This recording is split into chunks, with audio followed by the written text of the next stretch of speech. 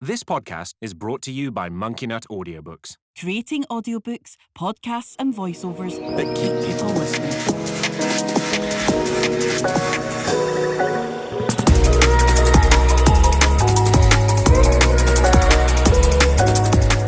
Hey, welcome to the Reality of Christianity. I'm Chrissy and I am your host. I want to welcome Nick, who is a student in Southampton. He's my guest for today. Hi, Nick. Hi, glad to be here. How you doing? Not too bad, not too bad. Thank you for joining us. No problem. You're going to talk us through your uni life and your faith and things like temptation challenges, good and bad stuff, yeah? Yeah. Okay. Tell us your story in a nutshell, like your walk with faith. Where did it start? You know, where are you out with God? When did that begin? What was it like before? So my family's Jamaican, and in their culture, Christianity is a very big thing.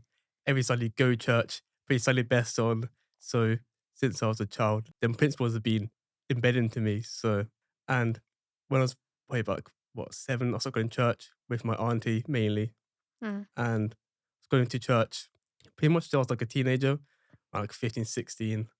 Then I fell out of it 'cause, teenagers, you think you're too cool for church and you want to do all nonsense and stuff. Then I came back to the faith when I started uni. Ah, what age? So I was 20, turning 21 when I went back to church. So yeah. So did you have like a gap where you stopped going with your relatives? What did you do until you went back to church yourself without them?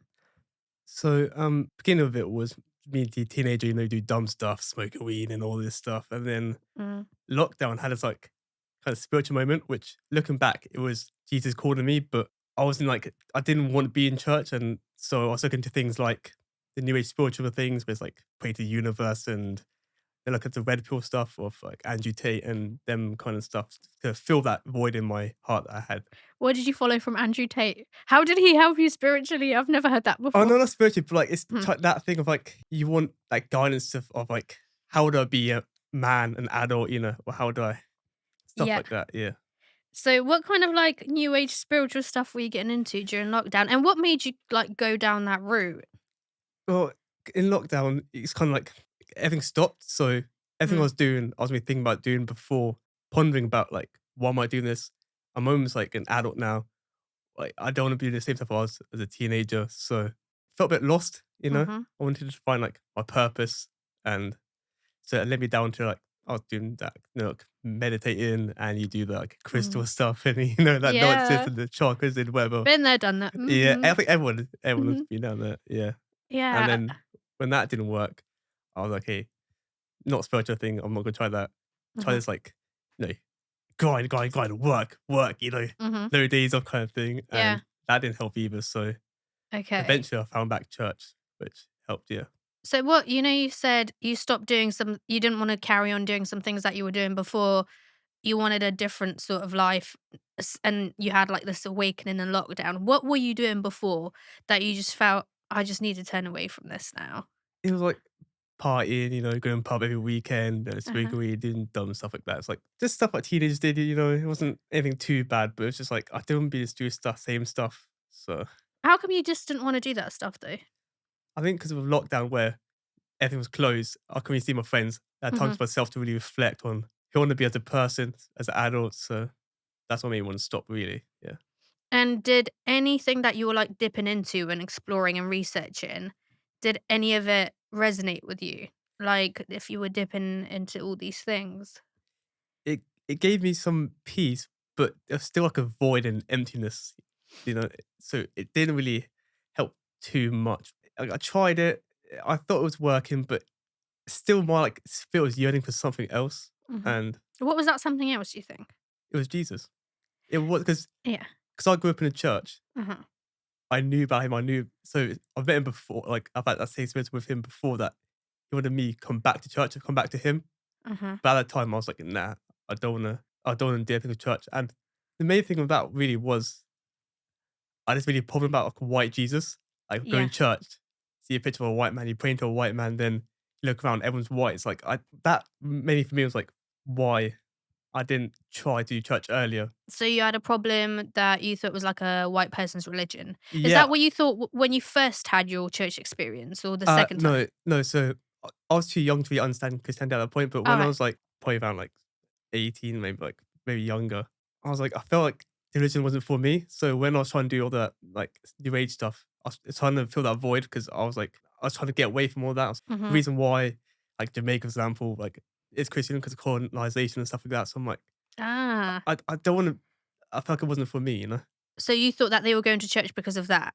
Oh no, no, but like I don't feel Christianity for black people, like, the history of it, of like Uh-huh. where the slave or like Yeah. owners, they use the Bible, like they to keep slaves enslaved. Mhm. Because there's some passages in the Bible where it talk about slaves, but they twisted it so like to keep people enslaved and stuff like that. So stuff that I was like, I wasn't really wanting to be a Christian or look forward to God at that point in my life. Yeah. I never even thought of it like that before. Yeah. That's really interesting. And so at what point then in lockdown, is that when you started going to church during lockdown or when it was Oh, no, over? it was when it was over. I was in college during lockdown, so that's when I was still figuring out, like, what I want to be as an adult, as, like, a man and stuff like that. So once that was done and I was going to university, I was like, "It's a fresh start," new people, new environment, and that's when I was like, "You know what? Let me try church again." And were you like practicing any other faith that you found during lockdown before you went back to church? Or were you just dipping in and out of stuff, exploring and Just then exploring different other stuff, like, uh-huh. researching different, like, things to try Yeah. out and stuff Mhm. before I went back to Christianity. I went through a similar phase as well. I think someone took me into a Buddhist camp before I was a Christian, just to kind of give me that experience. I think I Yeah. was there for like 10 days. I think it's quite important sometimes though to see someone else's beliefs to their core and to really educate yourself on what other people believe. Because then when you find Christianity, you know if that resonates with you or not, and if all the other religions resonate with you or not. It's good to have an option, I think. It's good to explore. I wouldn't advise it, but sometimes when you feel lost, and you don't have God, it's okay to like sort of, you tend to just explore different faiths, don't you? Or different things until you find the one that you think, yeah, this is the one that is for me. This is what I believe is the truth. So, like, what drew you back into church at that point? So it was two things. One was at Freshers Fair. There was like a one of the Christian I think leaders, I think from above bar church actually, was there trying to get people to come to church. At uni? Yeah, Yeah. at Freshers Fair. So I was like, okay. And my auntie at this time was still going to church. Mhm. So I was like, okay, let me try church again and see if this is gonna answer my questions. What do I believe in? What do I want to Mhm. be as a person and stuff like that. So you went, and what happened? The first sermon back, it just spoke to me. Mhm. It was a very simple one of just like how to live as a Christian. Mhm. And I was like, this is how I want to live. Mhm. So I kept coming back to church every week Mhm. and my face just grew stronger and stronger. And what did your life look like then after you started going back to church? Did anything change? Um, Not initially because at this point as well, I started uni. Mhm. So because I was just getting back to Christianity, I didn't have that strong faith. So delved into like, party and drinking, stuff like that. So I wasn't really Uh-huh. thought in the face like properly Uh-huh. because there's that like influence from uni and stuff and new people. So Yeah. yeah. And at what point did that change? It was Easter where I started reading the Bible for myself, and Well, what just made you like go to the Bible and just open it? because I went to be going to church, but I didn't read Bible for myself. Uh-huh. So like, let me read it for myself. I Uh-huh. read the Gospel of Mark, I think, or some maybe Matthew Yeah. over Easter, and it just really spoke to me. I was like, my thing was like, how would I be a man? Jesus is a perfect example of that, of how to live humbly, Mhm. lovingly. Mhm. So at that point, I was like, yeah, this is what I want to go now. This is what I want to believe in. And So what did you think of the Bible when you started reading it? when I first started reading the Bible, it kind of not shocked me, but I kind of forgot about some things I got learned as a child and Mhm. like how Jesus is the servant, not to serve. Mhm. Those of you someone that you have to serve. And I was Mhm. like, understanding that humility of Jesus, that he came for us and that he did it out of love and grace, not because, we deserved it. Like we should be on the cross. It really spoke to me of like how I should live my life. And how did that impact your like day-to-day things that you were doing before? Did you start turning away from like partying, drinking, things like that? Yeah, so I stopped going out. I was like, I don't want to do this stuff. I've got church in the morning. I'm not going out Saturday night. And Yeah.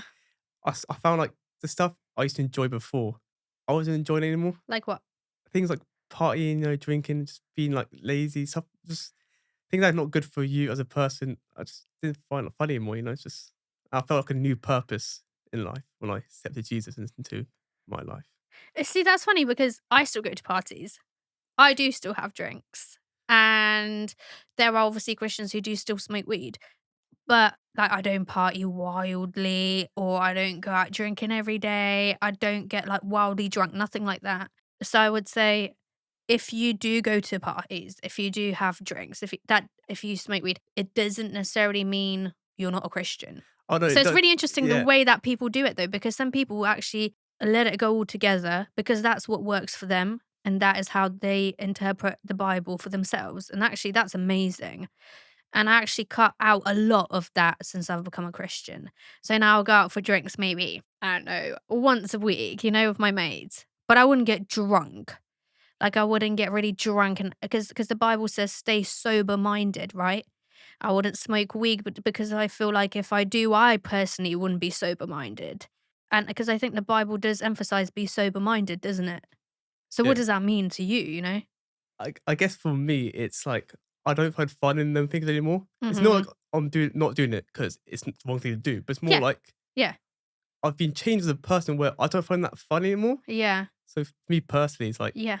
I go out partying. Yeah. I'm like, I'd rather stay at home Mhm. with my Bible, to be fair. Like, don't Mhm. get me wrong, sometimes still do go out sometimes, with Yeah, my yeah. friends and stuff. But it's like I don't have the same fun I had before being a Christian. I totally get you. That's how I personally view it. Yeah. And I also don't go out with the same purpose that I used to. Yeah, definitely. You go out on the pool. And I'm so less interested in that now. I'm just like, no, I just want to be with my mates. I want to go to a barbecue. I want to have a few drinks and have a good time. Yeah. So your intentions change and your purposes change when your mind is renewed by the Bible for sure. For sure. Um, how did that impact your uni life becoming a Christian? I think because uni's new people, it was like a big change for everyone because they didn't really know me as a person. So I think it didn't affect me too much, Hmm. I would say. Yeah. And do your housemates have any beliefs, or are you like the only Christian in a group, or how does it work? So luckily, one of my like best friends that I lived with in accommodation, his So you mum live in halls? lived in halls. I Okay, now okay, live in a okay. house, but his mum is a Christian. Mhm, His dad's a Muslim, mhm, so he believed in God, but his beliefs were kind of like on the fence of which one. mhm, So, but he was a person that he was on my kind of mentality of believing in a higher power. So that was very mhm. good to have him there as well. Like-minded. Like my person, yeah. Yeah. Do you have any interesting? I bet that must be. You must have interesting things to talk about with this guy. That's so But interesting, though. Imagine that. funny enough, we don't really discuss it too much. Mhm. I mentioned it a few times, and actually, he did say he would come touch me. So hopefully, when uni starts again, I'll get him down to above bar and So he must be trying to figure out which route to take, yeah. just like you and me were, I guess. How do you deal with temptation in university? Knowing like I want to follow God, how does that what does that look like for you? I guess the correct answer would be like to pray, but what kind of visual thing I do is like I imagine before I do anything else that Jesus is like watching, like over my shoulder, Okay. and having that like a visualization helps me like stay away from things that are tempting. I do find. Do you think it's because it makes you feel bad or is because it's like a commitment you've made to God? Like what if you're tempted with drugs or women and things? What would you think in that at that point? See how I look is like God wants what's best for me. Mhm. So by following His will, not mine of the flesh, it will lead to a better outcome than what I have for myself. So and growing up quite disciplined, that helped me as well to stay away from temptation. Really? Yeah, So you're quite good at just saying like no to things that would tempt you normally. yeah. Well, how do your uni mates find that? I think they kind of respect it where I'm so solid in my faith and like I'll say no every time. Yeah. That Like what would you say no to? so for example, like if they're like, oh yes, going out today, I'm like, no, got church in the morning. Mhm. Stuff like that. It's like Then they try and ask you again and again. um they might do, but they know I'll say no. So That's really good. That's quite a good witness to them then. Are you quite into your sport? Yes, so I do track and field at university. So I'm a 100-meter sprinter. And like, do you find that the discipline that you need with that then spills into your Christian life or the other way around? Yeah, 'cause I think disciplines my body where the Bible disciplines my spirit and my mind. So it's that balance of both being disciplined really helps each other. Do you think that the discipline that you have in your sport helps you then to be able to say no to other things when you're under temptation and pressure or Yeah, definitely. Because then there's a twofold thing where I'm saying no to this temptation because A, it's not the Christian way, and B, because I'm an athlete, I can't be doing that. So Mhm. it helps me to be disciplined and stay away from things that, Do you find sport to be like a good act of worship, like exercise? I think it is as long as you don't make it an idol. Because I think sometimes you can get too obsessed with it and Yeah. then you push God away for this one thing. But I Uh-huh. think that's definitely a healthy balance of being using it to bet yourself Mhm. and not to turn away from God. Mhm. Yeah, I think exercise is such a good way to look after your body, your mind, your soul. Your body's your temple, isn't it? It could be like an act of worship, Yeah, but like as long as it doesn't become your idol. yeah, Do you exactly. have any idols, any vices, weaknesses? What do you struggle with at uni or just in general? Guess my main one is like food and gluttony because I found that I kind of make an idol. Like I focus too much on what what I need to eat, what I want to eat, what I don't eat, and I kind of overthink about like food and stuff, making it an idol. And yeah. So is food quite an idol in your life? Yeah, I think that's the one thing I really struggle with. Trying to like focus on food too much, like some they're like, oh, especially so if I want to like fast, I find that so difficult because I'm there like, oh, I'm gonna eat when I'm done this. And How do you fast then?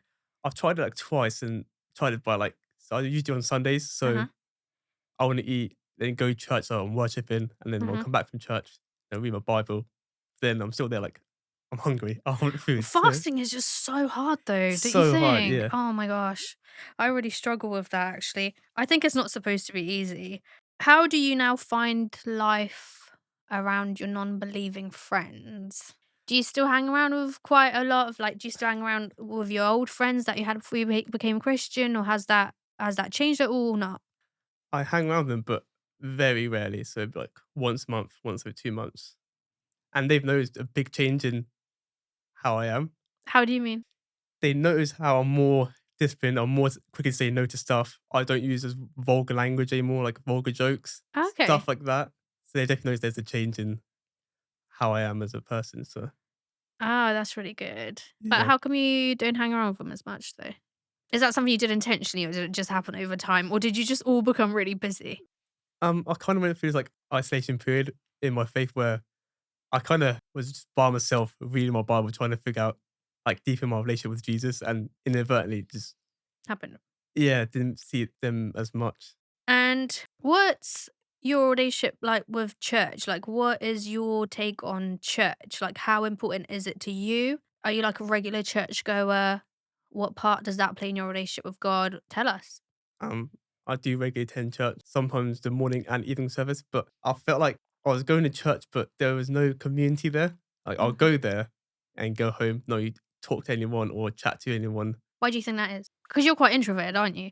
So is it that you didn't want to reach out to people, people weren't reaching out to you? What was it? The lack of community? What I what think caused it? I won't speak to you, only speak to me, Mhm. kind of thing. Oh, So I me guess too. I think that's a part of it as well. And at church, we all share what like one faith, and we all love Jesus. But apart from that, how someone connects on if I don't like have the same interest as them or stuff like that, I find quite hard. If you didn't have similar interests. Yeah, or like similar mindsets. Okay, so have you found community in church now, or is it still like that? Because I've, if you didn't, how did you keep going back? What were you going back for? I like church because it's a time where I can just sit there, not worry about anything. Mhm, So I'm quite an overthinker sometimes, and just chill, mhm. quiet. You learn about the Bible and sing about praises of Jesus and stuff like that. It really helped me like stay happy, stay motivated. That's the reason why I stayed going to church. Stay motivated, you mean in your Christian walk? Yeah. What's the difference then doing Bible online or doing church online compared to you actually wanting to be there in person? So it's interesting to hear the two. It's just that's the feel of being in church when everyone's worshiping, no matter where you're from, what background you have, what you're fighting. we're all worshiping this God, and it's just so beautiful. I love like seeing people come together like that, even if you don't talk to them or Mhm. know them, Mhm. still here together. And I think that's a beautiful thing, which what I love church personally. So So you wanna be there with like-minded people, all worshiping together, and that's what works for you? yeah, because I find like at university and at home, no one else is a Christian, so you're kind of by yourself. So it's nice to be in an environment where everyone is a Christian. Mhm. So that's quite nice. Is community in church really important to you though? Like making deep friendships or things like that? I think it is important, but I just find it difficult to form that like bond with people. I'm not very like a Mm. emotional person, so I may come across sometimes like I don't care what you're saying, just Mhm. because how my face is or like how my tone is. Yeah, we're very straight faced. Yeah, so I think it's a bit difficult to like Oh, make so friends with people won't people. find you approachable, you mean? Yeah. Uh-huh. How do you think that church could be more inclusive and create community? Like, what advice would you give if you could? I'm not quite sure on that because as Mhm. someone who is black and also autistic, is like how many people in church is like me? Not very much. So I feel like there's community, but like for people who's a bit different than everyone else, like I don't find personally there's not like enough to help them kind of people. So Okay. I feel sometimes that like I like going to church. Nothing wrong with church, but it's just I don't make bonds with people. Or, like met someone who's like minded and Mhm. has similar like ideas on faith and stuff like that. Okay. But even if we don't find people exactly like us, do you think it's important that we form friendships with them anyway? Oh yeah, Because otherwise, yeah. we'll only be friends with people who I are know, like, I exactly like guess us. to reword it better, it's more like everyone can make friendships bonds, but there's importance to also having people that is like you as well. So you Yeah. need both. I think that's what I'm trying to say. Yeah. Um, so you said about the autism. So how is that for you as a Christian? How do you view it? So Christian's quite like faith and like emotion based like religion. Mhm. So he's struggling with like I'm in church and I see people like they're crying or they're like fully like being emotional. I'm there just straight face pan. Mhm. It's not that I don't love Jesus or don't believe in Yeah. God, but it's just I don't feel it the same way other people feel it. And how do you cope with that? Do you just look around you and just think, "Well, this is okay. Like, I'm Well, okay." for the longest time I was like, okay, this is how I am. Yeah.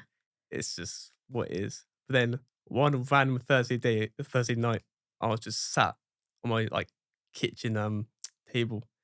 I was watching this video where they put a John Piper sermon Uh-huh. over Passion of Christ, where Jesus Christ is getting crucified. Oh, wow.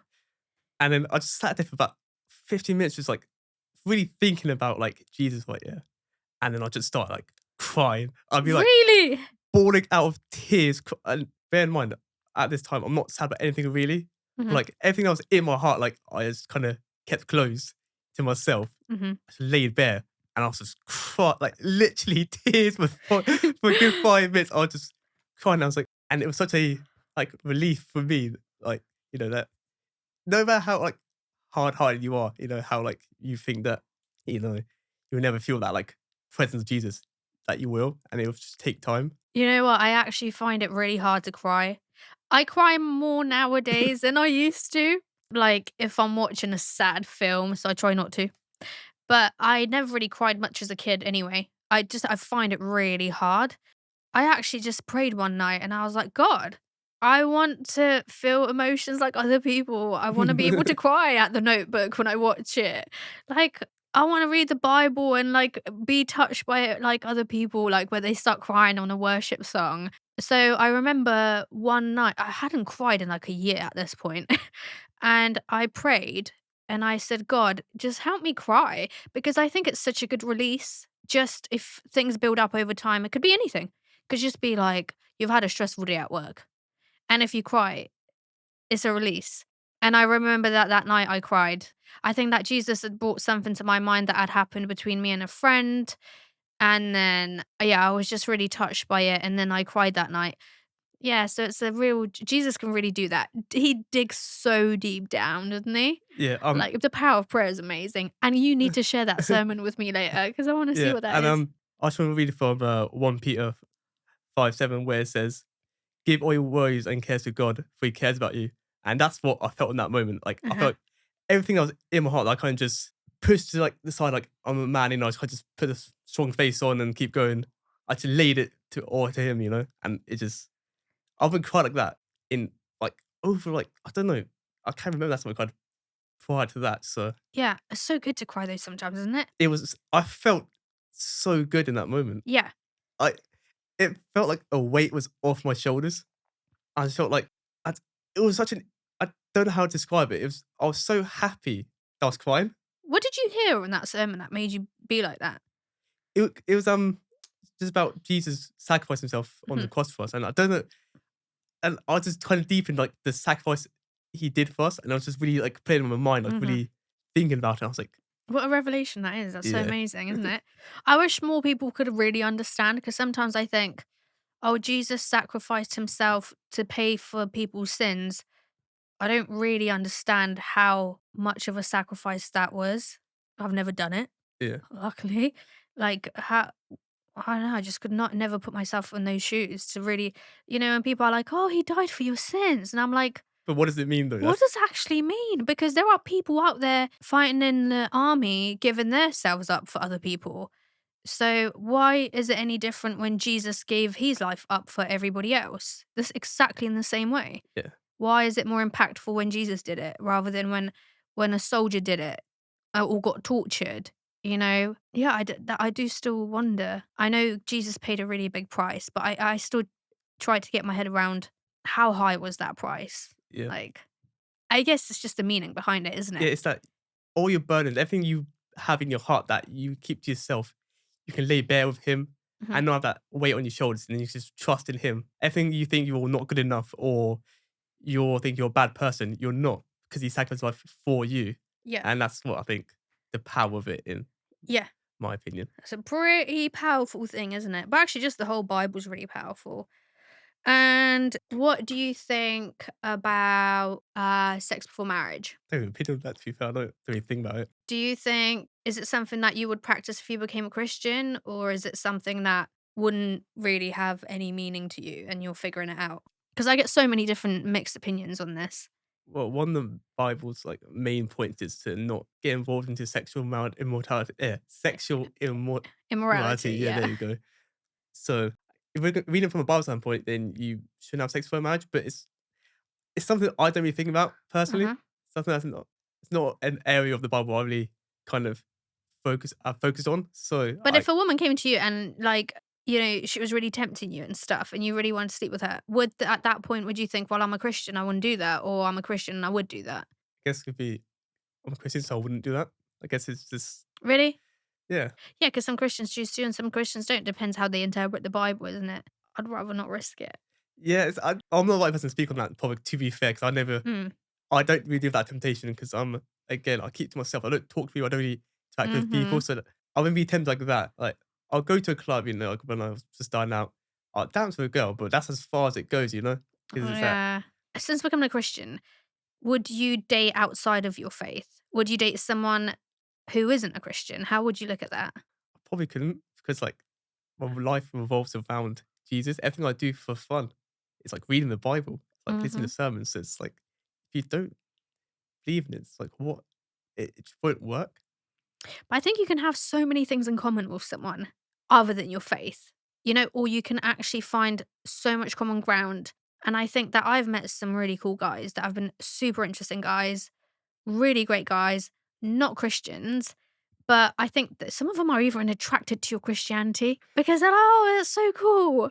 So, like, I wouldn't mind dating those guys, but I think down the line, I can't really It see could it go much further than dating because I think you would clash at a certain point, wouldn't you?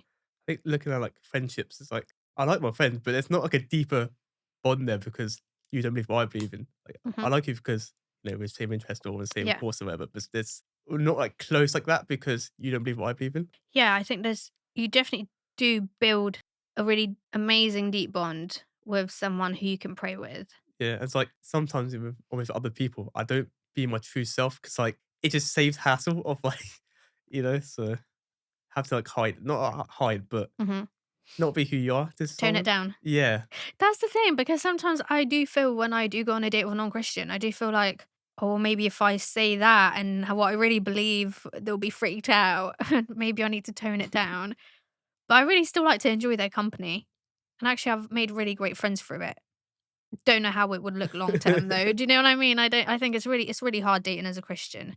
What to you? What's the difference between being a good person or being a Christian? Okay, so love this question. So Ooh. the main thing that I found is being Christian is more than being a nice or good person.